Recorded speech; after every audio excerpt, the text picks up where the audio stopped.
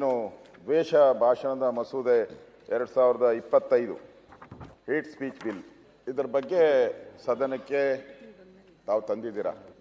ನನಗೆ ಅನಿಸಿರೋ ಪ್ರಕಾರ 75 ವರ್ಷ ಸ್ವಾತಂತ್ರ್ಯ ಆದಮೇಲೂ ಕೂಡ ಯಾವುದೇ ಕಾನೂನು ತಜ್ಞರಿಗೆ ಬರೆದಂಥ ಒಂದು ಜ್ಞಾನ, ಆಲೋಚನೆ, ದುರಾಲೋಚನೆ ಅಂತ ಹೇಳ್ಬಾರ್ದಲ್ಲ, ಇಲ್ಲ ಆಲೋಚನೆ ನಮ್ಮ ಡಾಕ್ಟ್ರಿಗೆ ಯಾಕೆ ಬಂತು? ಡಾಕ್ಟ್ರು ಹೃದಯವಂತರು ಅಂತ ನಾವು ತಿಳ್ಕೊಂಡಿದ್ದೀರಿ. ನೀವು ಪಕ್ಕದ ಹಿಂದೆ ಕಿವಿ ಬಂತಲ್ಲ, ಅಲ್ಲಿಂದ ಏನಾನ ಬಂತ ಇದು ಅಂತ ಹೇಳಿ, ಅಲ್ಲಿಂದ ಏನಾನ ಬಂತ ಅಂತ ನೀವು ನಾವೆಲ್ಲ ಹೃದಯವಂತ ತಿಳ್ಕೊಂಡಿದ್ರಿ. ಇದು ಹೃದಯವನ್ನ ಹಿಂಡೋ ಅಂಥದ್ದು. ಹಿಂದೆ ನಾವೆಲ್ಲ ಸುರೇಶ್ ಕುಮಾರ್ ಅವರೇ, ಮಾಸ್ಟರ್ ಹಿರಣ್ಣಯ್ಯನವರು ಇದ್ರು, ಭ್ರಷ್ಟಾಚಾರದ ಅವರು ನಾಟಕಗಳು ಮಾಡ್ತಾ ಇದ್ರು, ಲಂಚಾವತಾರ.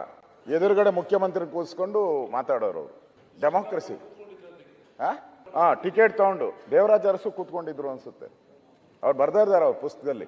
ಅದಾದ್ಮೇಲೆ ಅವ್ರನ್ನ ಹಿರಣ್ಣಯ್ಯ ಕರೆದು ಅವ್ರ ಜೊತೆ ಕಾಫಿ ಕುಡಿದ್ರು. ಅಷ್ಟು ಟೀಕೆ ಮಾಡಿದ್ರು, ಅಷ್ಟು ಟೀಕೆಗಳನ್ನ ಮಾಡಿದ್ರು. ಮಾಡಿದಂಥದ್ದಕ್ಕೆ ಸಹಿಷ್ಣುತೆ ಬೇಕದಕ್ಕೆ. ಇವತ್ತು ನೀವು ತಂದಿರೋಂಥ ಬಿಲ್ ಏನಿದೆ ಅದರಲ್ಲಿ ಈ ಪೊಲೀಸ್ ಅಧಿಕಾರಿಗಳು ಏನಿದಾರಲ್ಲ ಅವರು ಒಂಥರ ಹಿಟ್ಲರ್ ಆಗೋತಾರೆ, 100% ಹಿಟ್ಲರ್ ಆಗೋತಾರೆ. ಏನೇನು ಪದ ತಂದಿದ್ದಾರೆ ಅಂದರೆ ಮಾನಸಿಕ ನೋವು, ಅವನು ಏನಕ್ಕೆ ನೋವು ತಗೊಂಡಿರ್ತಾನೋ ಗೊತ್ತಿಲ್ಲ, ಮಾನಸಿಕ ನೋವು, ದ್ವೇಷ ಭಾವನೆ, ಈ ಥರದ್ದೆಲ್ಲ ಪದಗಳನ್ನ ಉಪಯೋಗ ಮಾಡ್ಕೊಂಡಿದ್ದಾರೆ. ಇಲ್ಲಿ ಸಂವಿಧಾನದ 19(1)(a) ಏನಿದೆ ಅಭಿವ್ಯಕ್ತಿ ಸ್ವಾತಂತ್ರ್ಯ, ಇದರ ಪೂರ್ತಿ ವೈಲೇಷನ್ ಆಗ್ತೈತಿ. ಆ ಸ್ವಾತಂತ್ರ್ಯನೇ ವೈಲೇಷನ್. ಹೇಳಿದ್ರು ಚಿತ್ರ ಅಂತ, ಇನ್ಮೇಲೆ ಕಾರ್ಟೂನು ಯಾರು ಬರೆಯಂಗಿಲ್ಲ, ನೀವ್ಯಾರು ಅದು ಕಾಲಮ್ ನೋಡ್ತಾ ಇರ್ತೀನಿ ನಾನು, ಇದೆಲ್ಲದರಲ್ಲೂ ಕಾರ್ಟೂನ್ಗಳು ಬರ್ತಾ ಇದೆ. ಕೆಲವು ಪತ್ರಿಕೆಯವರು ಸತತವಾಗಿ 75 ವರ್ಷದಿಂದ ಕಾರ್ಟೂನ್ ಹಾಕೊಂಡ್ಬರ್ತಾ ಇದೆ. ಇನ್ಮೇಲೆ ಕಾರ್ಟೂನ್ ನೋ ಕಾರ್ಟೂನ್ ಹಾಕ್ಬೋದು, ದ್ವೇಷ ಆಗ್ಬಾರ್ದು ಅಷ್ಟೇ. ಏನ್ ದ್ವೇಷ ಅದರಲ್ಲಿ ಮಾಡೇನೆ ಹಾಕೋದು. ಇವಾಗ ಹೇಳಿದ್ರಲ್ಲ ವಿರೋಧ ಪಕ್ಷನ ಮುಗಿಸ್ತಾರೆ ಅಂದ್ರೆ ಅದು ತಪ್ಪು ಅಂದ್ರು, ಅಲ್ಲಿ ಕರೆಕ್ಟಾಗಿ ಹೇಳಿದ್ರು ಅವರು. ಇಲ್ಲಿ ಪತ್ರಿಕಾ ಸ್ವಾತಂತ್ರ್ಯದ ಬಗ್ಗೆನೂ ಮಾತಾಡಿದ್ದಾರೆ ಅವರು.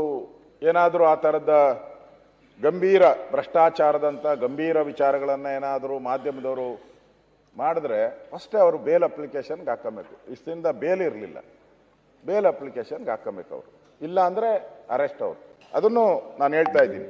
ಇವಾಗ ಯಾವುದೋ ಒಂದು ಸಂಸ್ಥೆ ಒಬ್ಬ ವ್ಯಕ್ತಿ ಹೇಳಿಕೆ ಕೊಟ್ಟರೆ ಇಡೀ ಸಂಸ್ಥೆಯ ಮೇಲೇ ಕೇಸು. ಈಗ ಯಾರೋ ಕೊಲೆ ಮಾಡ್ತಾನೆ ಯಾರ್ದೋ ಮನೆಯಲ್ಲಿ ಅಂತ ಇಟ್ಕೊಳ್ಳಿ, ಯಾರೋ ಮಗ ಮಾಡ್ತಾನೆ, ಅವ್ರ ಅಪ್ಪನ ಅವ್ರ ಅಮ್ಮನ ಜೈಲಿಗೆ ಹಾಕ್ತೀರಾ? ಕಾನೂನು ಯಾವ ಕಾನೂನಲ್ಲಿ ಹೇಳ್ತೈತೆ ನಿಮಗೆ? ಅಂದರೆ ಯಾವ ಉದ್ದೇಶ ಇಟ್ಕೊಂಡು ನೀವು ಮಾಡ್ತಾ ಇದ್ದೀರಾ ಇದನ್ನು? ಇಲ್ಲಿ ಅವರು ಈ ಅಧಿಕಾರವನ್ನು ಪೊಲೀಸರಿಗೆ ಕೊಡೋ ಮುಖಾಂತರ ಒಂದು ರೀತಿ ಪೊಲೀಸ್ ಇಲಾಖೆಗೆ ಸ್ವೇಚ್ಛಾಚಾರ, ದುಡ್ಡು ವಸೂಲಿ, ಈಗಂತೂ ದುಡ್ಡು ವಸೂಲಿ ಜಾಸ್ತಿ ಆಗಿದೆ, ಇನ್ನಷ್ಟು ಮಾಡ್ತಾ ಇದ್ದೀರಾ. ಇದು ಅಷ್ಟೇ, ಈ ಬೇಲೆ ಇಲ್ಲ, ಇದಕ್ಕೆ ಬೇಲ್ ಇಲ್ಲ, direct jail, no bail go to jail bill. ಇದು ಈ ಎಮರ್ಜೆನ್ಸಿ ತಂದೋರಿಂದ ಇನ್ನೇನು ಬಯಸಕ್ಕೆ ನಾವು ಸಾಧ್ಯ? ಈ ದೇಶದಲ್ಲಿ ಎಮರ್ಜೆನ್ಸಿ ತಂದೋರಿಂದ ನಾವೇನು ಸಾಧ್ಯ? ಅಧ್ಯಕ್ಷರೇ, ಈಗಾಗಲೇ ಈ BNS ಆಕ್ಟ್ ಇದೆಯಲ್ಲ ನೋಡಿ, ಇದೆ, ಕೇಂದ್ರ ಸರ್ಕಾರ ತಂದಿರುವಂಥದ್ದು BNS ಆಕ್ಟ್. ಇದರಲ್ಲಿ ನೀವು ಏನೇನು ಪನಿಷ್ಮೆಂಟು ಏನು ಮಾಡಿದ್ರೆ ಅಂತ ಆಲ್ರೆಡಿ ಇದೆ, ನಮ್ಮ ಕಾನೂನಲ್ಲೇ ಇದೆ, ಹೊಸದಾಗೇನು ತರೋ ಅಂಥ ಅವಶ್ಯಕತೆನೇ ಇಲ್ಲ.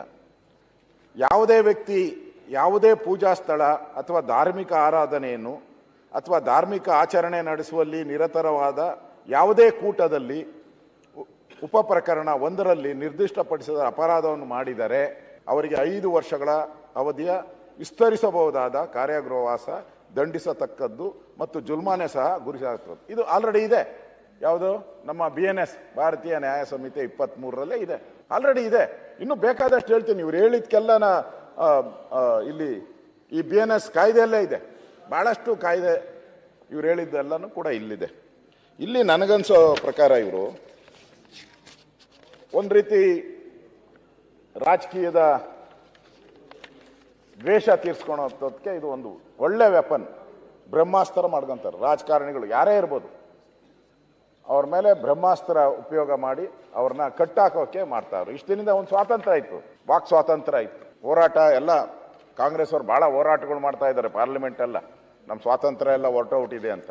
ಇಲ್ಲಿ ನೀವೇನು ಮಾಡ್ತಾ ಇದ್ದೀರಾ? ಮತ್ತೆ ಎಮರ್ಜೆನ್ಸಿ, ಪತ್ರಿಕಾ ಎಮರ್ಜೆನ್ಸಿ, ಒಂದ್ಸರಿ ಪತ್ರಿಕೆಯವರೆಲ್ಲ ಜೈಲಿಗೆ ಹೋಗಿ ಬಂದಿದ್ದಾರೆ, ಎಲ್ಲರೂ ಕೂಡ ಎಮರ್ಜೆನ್ಸಿಯಲ್ಲಿ ಒಂದ್ಸರಿ ಜೈಲಿಗೆ ಹೋಗಿದ್ದಾರೆ. ಮತ್ತೊಂದ್ಸರಿ ಇದನ್ನ ಕಳ್ಸೋದಕ್ಕೆ ನಾವು ಇರ್ತಿರೋದ್ರ ಜೊತೆ, ಯಾಕಂದ್ರೆ ಫಸ್ಟ್ ನಾವು ಓದ್ತೀರಿ, ಹಿಂದೆ ನೀವು ಬರೆದವರು ನೀವು ಹೋಗ್ಬೇಕಾಗ್ತದೆ ಎಲ್ಲರೂ ಕೂಡ. ಅದರಿಂದ ಇಲ್ಲಿ ನನ್ಗನ್ಸ್ತತೆ ಅಲ್ಟಿಮೇಟ್ ಆಗಿ ಏನು ಅಶ್ವಥ್ ನಾರಾಯಣ ಅಲ್ಟಿಮೇಟ್ ಆಗಿ ವೋಟ್ ಬ್ಯಾಂಕ್ ರಾಜಕಾರಣ ಅಷ್ಟೇ.